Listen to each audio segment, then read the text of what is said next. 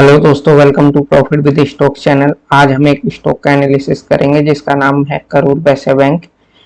इसका हम सबसे पहले बिजनेस एनालिसिस करेंगे, उसके बाद फंडामेंटल और उसके बाद टेक्निकल एनालिसिस देखेंगे कि इसमें क्या चार्ट पैटर्न बन रहा है। तो दोस्तों सबसे पहले हम इसकी जो पीपीटी है वो खोल लेते हैं। दोस्तों ये Karur Vysya bank mostly south और वेस्ट रीजन में ऑपरेट करता है इंडिया के।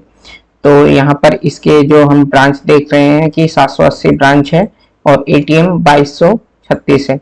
तो बाकी इसके ब्रांच इस तरीके से हैं, मेट्रो सिटी में 203 और कुल मिला के 789 ब्रांच है जिस पे ये ऑपरेट करता है। अब हम देखते हैं कि इसमें क्या ऐसी अपॉर्चुनिटी है। तो दोस्तों एक तो इसमें सबसे इंपॉर्टेंट चीज है कि कंपनी के रिजल्ट इंप्रूव हुए हैं और एनपीए रिड्यूस हुआ है। दूसरी चीज दोस्तों, इसमें कंपनी के जो डिपॉजिट्स हैं वो बढ़ गए हैं कि कस्टमर ने इसके पास ज्यादा डिपॉजिट किए हैं और ईयर टू ईयर आप देखते हैं कि 11% डिपॉजिट्स बढ़ गए हैं। तो टोटल बिजनेस इनका जो 116 करोड़ का था और 1,16,000 करोड़ का था वो 1,30,000 करोड़ पे पहुंच गया है। तो इस तरीके से कंपनी में लगातार ग्रोथ हो रही है बिजनेस में। दूसरा पॉइंट एक इसमें है कि कंपनी की कॉर्पोरेट लोन बुक इंप्रूव हुई है। इन्होंने जो है ना छोटे छोटे लोन देने शुरू किए हैं और अच्छी रेटिंग वाली कंपनियों को लोन दे रहे हैं। जैसे A+ की रेटिंग की कंपनियों को इन्होंने 36% और B वाली को 29%। तो कुल मिला के इन्होंने सिक्योर्ड लोन देने स्टार्ट किए हैं। इनके लोन का सेक्टर कंपोजिशन है जिसमें इन्होंने मैन्युफैक्चरिंग सेक्टर में 25%, ज्वेलरी सेक्टर में 27% और पर्सनल लोन 14% इस तरीके से लोन दिया हुआ है। तो ये काफी सिक्योर पोजीशन बनती है कंपनी की। टोटल लोन बुक की कंडीशन है, इसमें आप देख पा रहे हैं कि ये 21,000 पूरा सिक्योर्ड है। उसके बाद ये अगेंस्ट इमूवेबल एसेट्स है, ये भी सिक्योर है। और इसके बाद थोड़ा सा जो अनसिक्योर्ड लोन है केवल 916 का है, 916 करोड़ का है। बाकी मोस्ट ऑफ लोन जो है 68,000 में से केवल 1.5% के आसपास अनसिक्योर्ड है। बाकी सब सिक्योर्ड लोन इन्होंने दिया हुआ है। तो कंपनी अब कोई एनपीए का भी रिस्क नहीं है। सबसे इंपॉर्टेंट चीज है कि कंपनी के एनपीए लगातार रिड्यूस हुए हैं। पहले 1800 करोड़ से अब 1000 करोड़ के आसपास है। तो एनपीए रिड्यूस हुए हैं। और एक तो दोस्तों हम देखते हैं कि कुल मिला के बिजनेस तो कंपनी का ग्रो कर रहा है और लगातार इंप्रूव हुआ है। अब हम देख लेते हैं कि कंपनी का वैल्यूएशन क्या है, कैसा है, कि क्यों हमने इसे कंसिडर किया है एनालिसिस के लिए। तो सबसे पहले हम देख पा रहे हैं कि कंपनी का जो बुक वैल्यू है करंट प्राइस से नीचे चल रहा है। यहाँ पे करंट प्राइस 64 है और बुक वैल्यू 95 है और प्रॉफिटेबल बिजनेस है। अब यही कंडीशन हम और बैंक के साथ कंपेयर करते हैं। तो यहाँ पर हम देख पा रहे हैं आईसीआईसीआई बैंक अपनी बुक वैल्यू से 4 गुना पर ट्रेड कर रहा है। अब हम एक्सिस बैंक को देखते हैं। एक्सिस बैंक अपनी बुक वैल्यू से डबल पे ट्रेड कर रहा है और एचडीएफसी बैंक अपनी बुक वैल्यू से 4 गुना पर ट्रेड कर रहा है। और इनके पीए हम देख पा रहे हैं कि 21 है और आईसीआईसीआई का 22 है, एक्सिस का 14 है।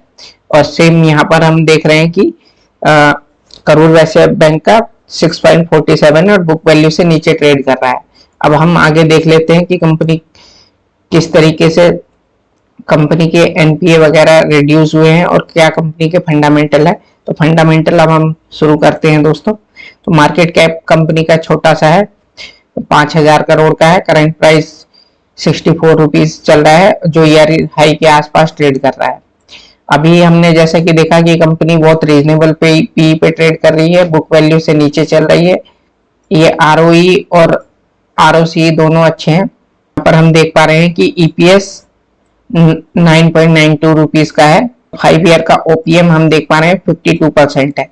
प्रॉफिट ग्रोथ जो लास्ट क्वार्टर में हुई है 119% हुई है। तो कंपनी अब ग्रोइंग स्टेज में पहुंच चुकी है। क्वार्टरली रिजल्ट में हम देख पा रहे हैं कि कंपनी का रेवेन्यू पहले 2019 में 1500 करोड़ का था क्वार्टरली और अब बीच में 2020 तक ये गिरते गिरते 1350 आ गया था। उसके बाद लगातार बढ़ना शुरू हुआ है, 1376, 1398, 1405, 1409, अब 1474 हो गया। तो रेवेन्यू ग्रोइंग स्टेज में पहुंच चुका है। उसके बाद हम देख पा रहे हैं कि फाइनेंसिंग प्रॉफिट जो इनका मेन पैरामीटर होता है, तो फाइनेंसिंग प्रॉफिट भी 122 करोड़ अभी लेटेस्ट 12 क्वार्टर से आप देख पा रहे हैं कि हाईएस्ट एवर है। उसके बाद हम इसका फाइनेंसिंग, इसके बाद हम नेट प्रॉफिट देखते हैं। तो नेट प्रॉफिट भी आप देखेंगे कि नेट प्रॉफिट भी हाईएस्ट एवर है 229 करोड़, ये बढ़ते बढ़ते यहाँ तक आ चुका है। और ग्रॉस एनपीए आप देखेंगे कि एक टाइम पे 5% के आसपास थे, तो जो 1.91% लगातार रिड्यूस हो गए हैं और एकदम नॉर्मलाइज हो गए हैं। उसके बाद हम year wise profit and loss देखते हैं। तो यहाँ पर देखेंगे हम प्रॉफिट एंड लॉस में रेवेन्यू तो हाईएस्ट एवर नहीं है, पर यहाँ पर ये रेवेन्यू ग्रो कर रहा है। उसके बाद हम देखते हैं कि नेट प्रॉफिट ये जो इस बार आया है ये हाईएस्ट एवर है।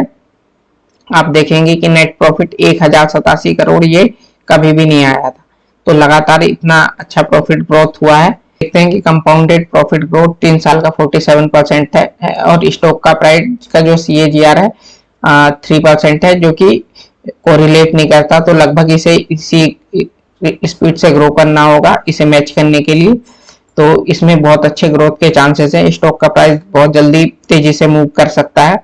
उसके बाद हम देख पा रहे हैं कि कंपनी की जो डिपॉजिट्स हैं वो लगातार बढ़ते बढ़ते 70,000 करोड़ पहुंच गए हैं, जो पहले 60,000 थे 2020 में, अब 70,000 हो गए हैं। शेयर होल्डिंग पैटर्न देख लेते हैं। तो शेयर होल्डिंग पैटर्न में इसमें FII और DII के पास मोस्टली है।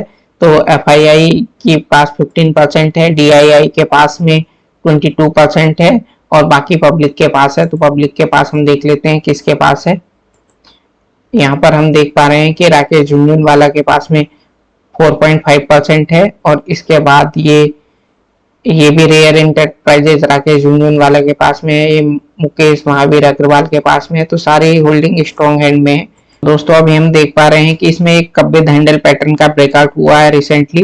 तो यहाँ से अगर हम इसका टारगेट निकालते हैं तो यहाँ से इसका जो सबसे पहला टारगेट इस लेवल, इस कप की डेप्थ को हम इसके ऊपर इंपोर्ट कर देते हैं तो सबसे पहला टारगेट हमारा 103 रुपए का आता है, जो कि इस लेवल से 68% है। और उसके बाद ये इस कंपनी का क्योंकि हाईएस्ट एवर प्रॉफिट आया है, तो इस कंपनी में हाईएस्ट एवर तक ये प्राइस जा सकता है। तो उसके बाद अगर हम इस लेवल से यहाँ से निकालते हैं तो हाईएस्ट एवर टारगेट इसका 107% आता है करंट प्राइस से, तो ये 136 रुपए तक जा सकता है। तो एक साल में हमें ये टारगेट अचीव हो सकते हैं।